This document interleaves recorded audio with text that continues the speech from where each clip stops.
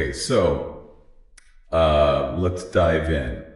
When most people hear kurban, I think the first image, is pretty vivid. Yeah, definitely. The animal sacrifice. Goat, cow, maybe a camel, right around Eid al-Adha. Exactly. It's very visual, very rooted in tradition, obviously linking back to Prophet Ibrahim. That whole story, yeah. It's powerful. But you've shared some notes that seem to push beyond just that ritual aspect. So our mission here is to really unpack that, get into the deeper layers, the symbolic stuff highlighted in your source material. Right. And that Eid sacrifice, it is the most visible form, the lahiraya, the outward practice.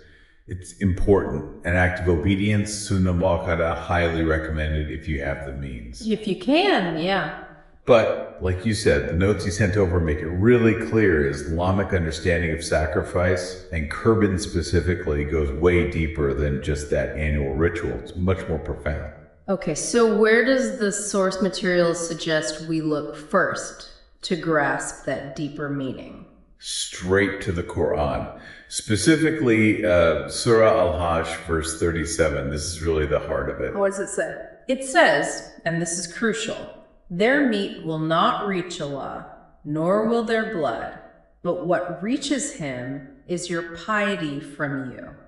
Wow. Okay, that really reframes things, doesn't it? Completely. It's saying the physical stuff, the meat, the blood, that's not what God is looking for, essentially. Exactly right. And the source uses this verse to show, look, Allah isn't valuing the physical substance itself. The real value, what actually reaches God, is the internal state. The inside stuff. Yes. The intention, the niyat, the sincerity, ikhlas, and that piety, the taqwa behind the action. That spiritual side is absolutely paramount. So, okay, if the physical act is just one manifestation and the core is this inner quality, this piety, what does this bigger idea of kurban, of sacrifice for closeness, look like day to day? Based on the material you shared, how does it work outside those specific Eid days? And that's where it gets really interesting and practical for everyday life. The source explains the spirit of sacrifice, which is fundamentally about drawing near to Allah. It includes giving up parts of yourself. Parts of yourself. Yeah, for goodness, for obedience. It's not just a once-a-year thing. It's like a continuous process. Okay, parts of yourself. What kind of parts are we talking about here? What is the source list? Well, the material outlines quite a few things. It talks about sacrificing your ego, your desires, like maybe controlling your temper when someone annoys you. Holding back anger, yeah. Or resisting greed. Choosing to forgive someone instead of, holding that grudge. It's about pushing back against that internal resistance, the nafs, that pulls you away from doing good.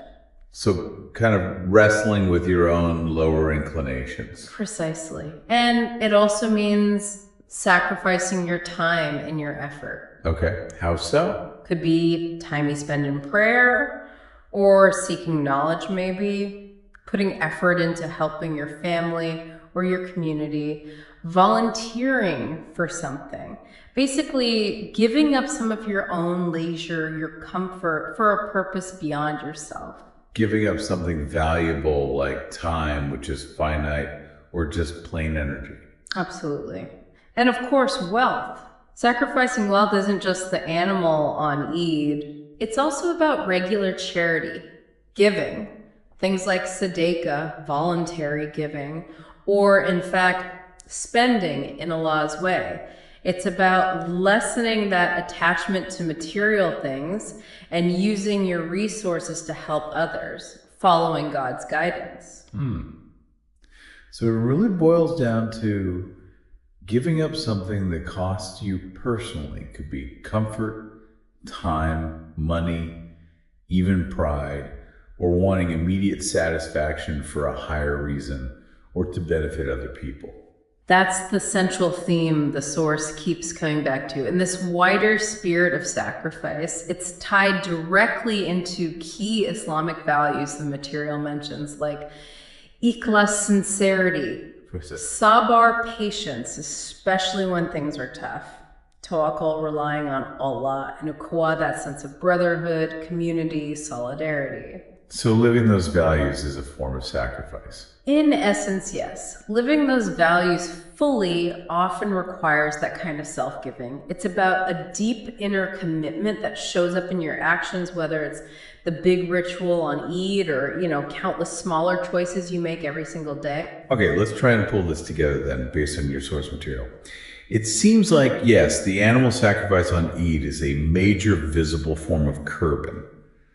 But the real essence, the deeper meaning, is much broader. Much broader. It's about sacrificing parts of the self, ego, time, money, personal interests.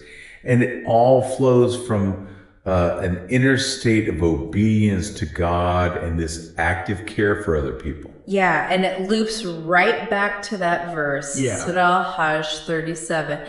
It powerfully underscores that what truly matters, what reaches Allah, is the taqwa, the piety, and the ikhlas, the sincerity inside you, not just the outward show. Not just the physical offering. Exactly. And this spirit of sacrifice, grounded in values like patience and brotherhood, isn't just for Eid.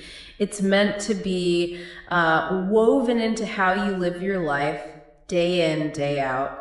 So building on that idea that the real value is in the intention, the inner commitment, may be something for you, the listener, to think about is this.